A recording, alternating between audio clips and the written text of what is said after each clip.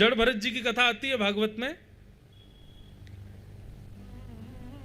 अब कथा तो 2-3 दिन बाद आनी चाहिए, पर मैं अभी सुना देता हूं। जड़ भरत जी पहले भरत उनका नाम, अपने प्रथम जन्म में वो भरत नाम के राजा थे, उन्हीं की वजह से हमारे देश का नाम भारत पड़ा। ऋषभ देव जी के पुत्र थे भरत। एक समय आने पर जब देखा कि पत्नी बच्चे सब अब व्यवस्थित हो गए हैं, मेरी आयु भी अब थोड़ी सी मध्यस्थ हो गई है, तो अपने पुत्र को राज्य गद्दी पर बैठा के भरत जी वन में चले गए और वन में जाकर के नदी के तट पर बैठ के भगवान का स्मरण भजन तप करने लगे। तभी एक दिन क्या हुआ कि सामने के घाट पर नदी के उस पार एक गर्भवती हिरणी जल पी रही थी और तभी शेर की दहाड़ सुनकर के वो हिरणी भयभीत होकर के नदी में कूद गई और उसके बालक ने, शावक ने, मृग शावक ने नदी के बीच में जन्म ले लिया। भाव बहुत तेज था और ये दृश्य भरत जी ने देख लिया। तभी भरत जी ने क्या किया, कूद करके हिरणी को तो नहीं बचा पाए लेकिन उस बालक को निकाल करके लिया, उसको बचा लिया। अब तो उसका पालन पोषण करने लगे, उसको खिलाने पिलाने लगे। ठीक है, ये उनका धर्म था कि उन्होंने एक जीव की जान बचाई,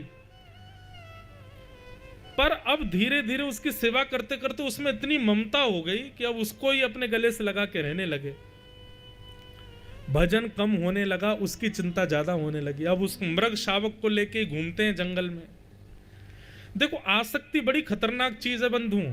पत्नी से निकल गई आसक्ति, बच्चों से निकल गई, अपने राज्य से निकल गई, लेकिन एक हिरण के बालक में चली गई।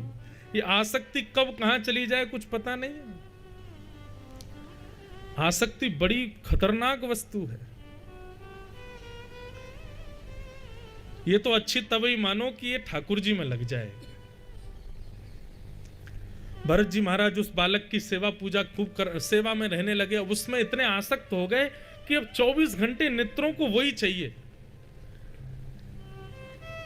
थोड़ा थोड़ा वो हिरण का बालक बड़ा हुआ, तब एक दिन उसने हिरणों का झुंड देखा। हिरण का झुंड देखते ही वो मृग शावक तो उछलने लगा और भरत जी को छोड़ के जाने लगा।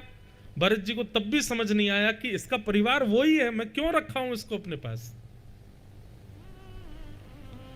मृग शावक उन हिरणों के साथ चला गया और उसकी याद में व्याकुल भरत जी महाराज रोने लगे।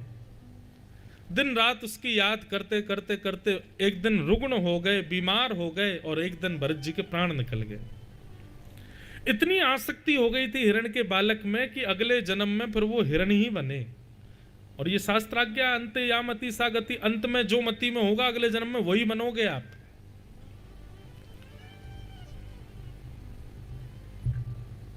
हिरण के रूप में प्रकट हुए भरत जी। दूसरे रूप में उनको याद था कि मैंने पूर्व जन्म एक हिरण के चक्कर में गवा दिया, तो दूसरे रूप में हिरण के रूप में एक ब्राह्मण को देखते हुए उन्होंने अपने प्राण त्याग दिए, जबरदस्ती नदी में कूद गए। और वही भरत जी जो हिरण बने वो तीसरे जन्म में एक ब्राह्मण के कुल में जन्म उनका हुआ और उनका नाम फिर से भरत रखा गया। भरत जी को अपने पूर्व 2 जन्मों की याद थी कि मैंने 2 जन्म गवा दिए और भगवत प्राप्ति का कोई साधन नहीं अपनाया। अब मैं कितना भी योग्य हो जाऊं लेकिन सबको ऐसा दिखाऊंगा कि मुझे कुछ नहीं आता। और बचपन से ही भरत जी ने अपना निर्माण ऐसा किया कि उनके पिताजी एक दिन गायत्री मंत्र याद करा रहे थे।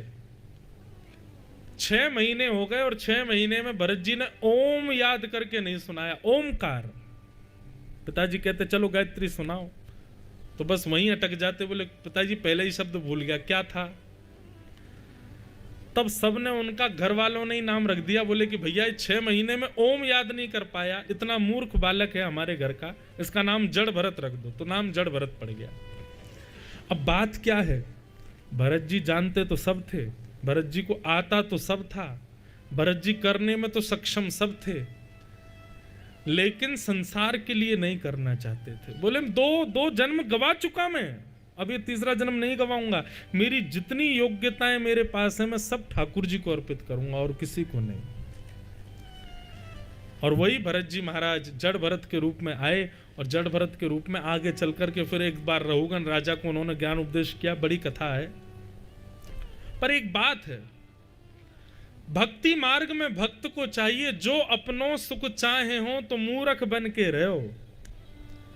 अगर अपना सुख चाहते हो तो ज्यादा योग्यताएं मत दिखाओ कि देखो मेरी योग्यता, देखो मुझे तो गाना भी आता है, देखो मुझे तो नाचना भी आता है, देखो मुझे तो भोजन बनाना भी आता है। ये सारी योग्यताएं संसार को रिझाने के लिए नहीं, ठाकुर जी को रिझाने के लिए रखो। तो कथा सुनने से एक ही काम होगा, कृष्ण प्रिय लगने लगेंगे। और ये सब जो भाव अभी हम सुन रहे थे यही है